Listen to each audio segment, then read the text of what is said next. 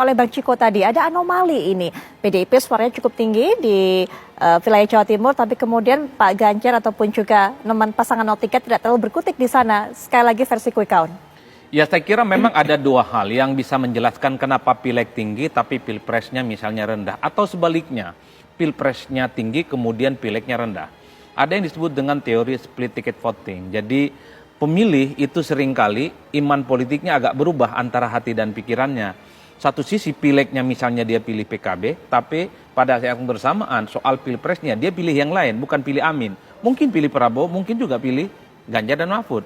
Begitupun apa yang terjadi pada teman-teman PDIP yang seperti disinggung oleh Bang Ciko.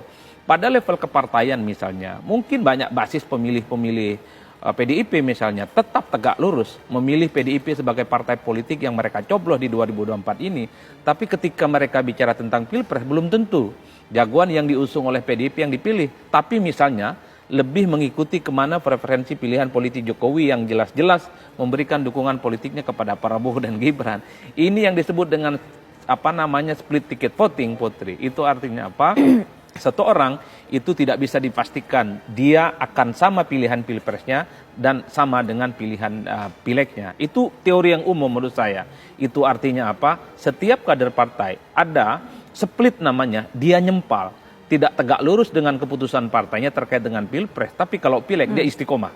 Di mana semua kader partai yang maju, antara caleg yang dari pusat hingga daerah itu, dia tetap dipilih. Tapi untuk pilpres dia bisa kemana-mana. Tidak sesuai dengan arahan partai. Nah yang kedua yang bisa menjelaskan, mungkin juga caleg-caleg di bawah itu tidak solid untuk konteks pilpresnya. Caleg-caleg di bawah misalnya level kabupaten, provinsi, kota, dan pusat, itu mungkin hanya mengkampanyekan dirinya. Tapi untuk pilpres pemilihnya itu dibiarkan. Kalau saya misalnya sebagai kader partai A, udahlah kalau urusan partai pilihlah saya, urusan caleg pilihlah saya, untuk pilpres silakan. Tidak harus memilih capres yang sesuai dengan saya dan partai saya. Bisa capres B, bisa capres C, dan bisa capres D. Kenapa ini terjadi? Karena banyak caleg itu seringkali cari aman.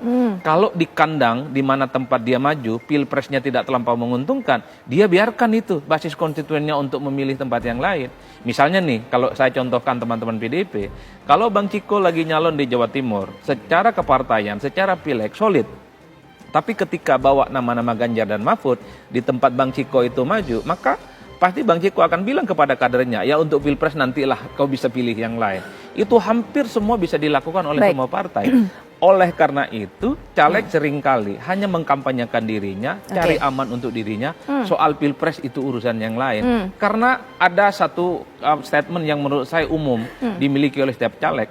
Ya kalau pilpres sudah banyak yang mikirin. Kalaupun toh menang mereka belum tentu persoalan caleg nggak ada yang mikirin kita. Kan gitu kira-kira. Ini yang kemudian bisa menjelaskan kenapa ada keterbelahan antara pilihan legislatif dan kemudian pilihan pilpres.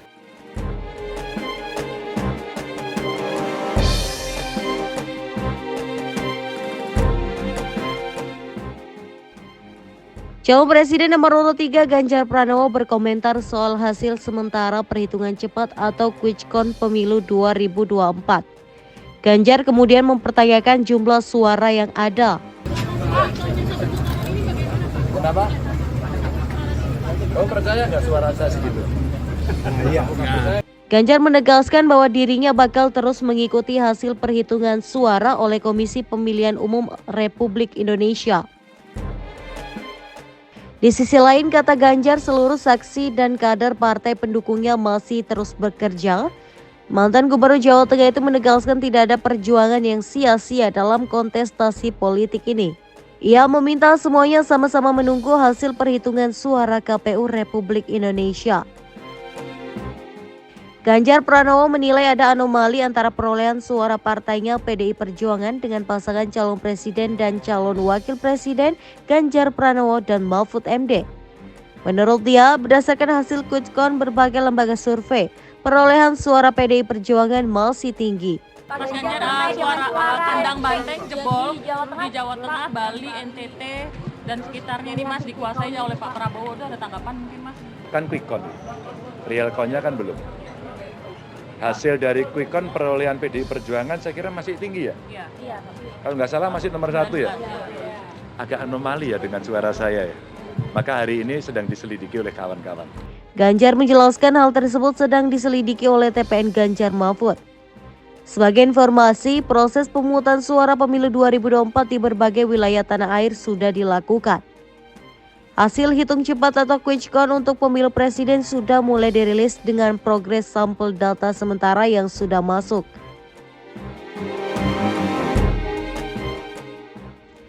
Sesuai putusan Mahkamah Konstitusi atau MK pada 16 April 2019 dengan putusan nomor 24-PUU-XF1-2019, hasil quick count bisa diumumkan 2 jam setelah selesai pemungutan suara di wilayah Indonesia bagian barat. Dari beberapa lembaga survei itu merilis hasil sementara dari kisaran 27 hingga 49% dari total sampel keseluruhan. Poll Tracking Indonesia. 1. Anies Baswedan Muhaimin Iskandar 21%. 2. Prabowo Subianto Gibran Rakabuming 60,6%. 3. Ganjar Pranowo Mahfud MD 18,41%.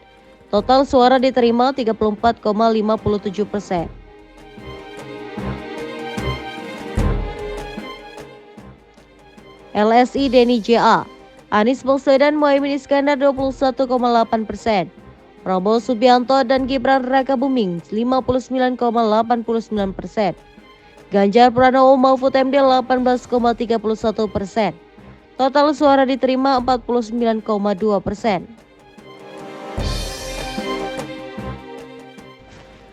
Charles Network Center for Strategic and International Studies. Anies Baswedan dan Muhaimin Iskandar 23,28%.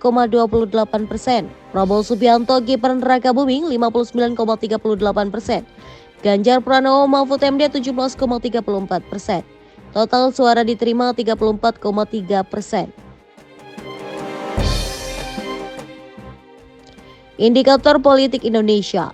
Anies Baswedan Muhaimin Iskandar 23,44%. Prabowo Subianto Gibran Rakabuming 59,74%.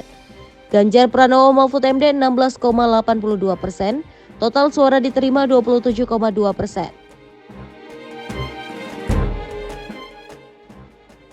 Kelompok Kajian dan Diskusi Opini Publik Indonesia atau Kedai Kopi. Anies Baswedan Muhaimin Iskandar 20,16%, Prabowo Subianto Gibran Rakabuming 59,25%, Ganjar Pranowo Mahfud MD 20,6%. Total suara diterima 34,25%.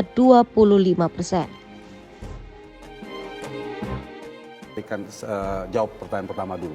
Dari data kelihatan memang kemungkinan besar diprediksi berdasarkan data quick count sampai sore hari ini bisa PD Perjuangan kembali menjadi pemenang pemilu meskipun suaranya tidak sekuat sebesar pemilu 5 tahun yang lalu.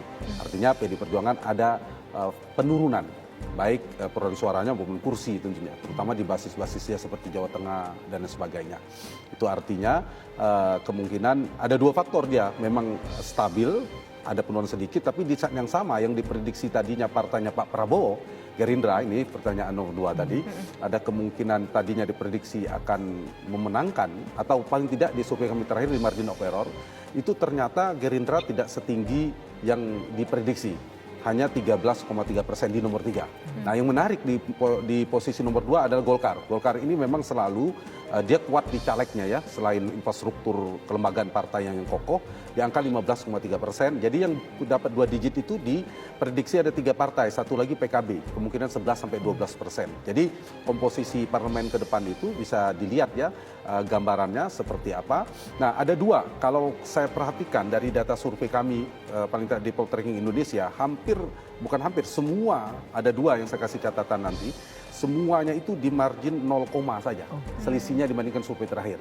Nah yang agak, meskipun disurveikan margin of error-nya 2,9, yang lebih dari 1% itu di Gerindra dan Golkar. PKB sudah diprediksi memang 10-11%, 9-10-11%. Golkar di atas yang diprediksi, mungkin prediksi 10-11-12%, ternyata 15%, bisa 16% kalau kemudian ada margin of error-nya. Yang kedua, Gerindra sebaliknya, ternyata di bawah yang kita perkirakan. Nah ini faktor-faktornya mungkin bisa kita diskusikan, tapi dari temuan kedua ada fenomena split ticket voting-nya cukup tinggi, di mana perolehan antar partai kalau di data terakhir ini antara perolehan suara dukungan kepada capres dan dukungan kepada partai dukungannya itu agak beda fenomenanya di paslon 1 dan 3 dengan di paslon 2. Paslon 1 dan 3 itu lebih tinggi partai koalisinya. Misalnya pasangan Amin itu gabungannya sekitar 28-30% partainya. Tapi Aminnya hanya memperoleh 24-25%. Begitu juga Ganjar. Ganjar itu kan hanya dapat berdasarkan data quick count sekitar 16 maksimal 17%, tapi partainya gabungan PDIP P3 itu 23%. Kebalikannya di paslon 2. Paslon 2 itu kan perolehannya dari data quick count antara 47-48%. Partai koalisinya ternyata hanya 45-46%. Itu versi poll tracking. Apakah poinnya proyeksi pemerintahan ke depan partai pendukung Prabowo Gibran ini versi yang terpilih ya, jadi presiden wapres terpilih itu belum cukup 50% plus 1 di parlemen. Sepertinya akan mengajak 1 atau 2 partai tambahan. Dugaan saya PKB, kedua Nasdem itu akan menjadi prioritas. Oke, ini versi Peneliti Litbang Kompas Bestian Nainggolan menilai tak ada anomali dalam perolehan suara PDIP dan Capres nomor urut 3 Ganjar Pranowo yang diusung partai itu. Walaupun PDIP berada di posisi teratas di antara partai politik lain menurut hasil quick count, namun perolehan suara Ganjar dan PDIP sama-sama turun dibandingkan hasil survei atau pemilu sebelumnya.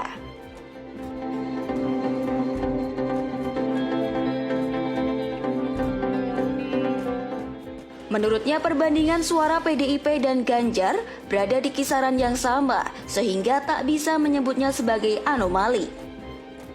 Kemudian hasil hitung cepat ini juga menunjukkan bahwa PDIP dan Ganjar sama-sama didukung oleh pemilih yang identik. Selain itu, Bestian menjelaskan soal PDIP yang masih mendapatkan suara terbanyak meski calon presiden yang diusungnya berada di posisi buncit. Bestian bilang, PDIP masih dapat bertahan karena didukung oleh kelompok yang ideologis. Sementara kelompok pemilih Ganjar tergerus akibat arah dukungan Presiden Jokowi yang sebelumnya identik dengan PDIP.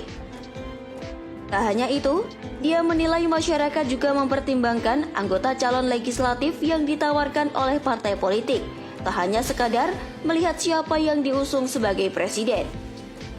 Ia mengupamakan presiden bagaikan payung yang di bawahnya ada sosok-sosok dalam partai sebagai pendukung untuk menjaga kekuatan dan loyalitas.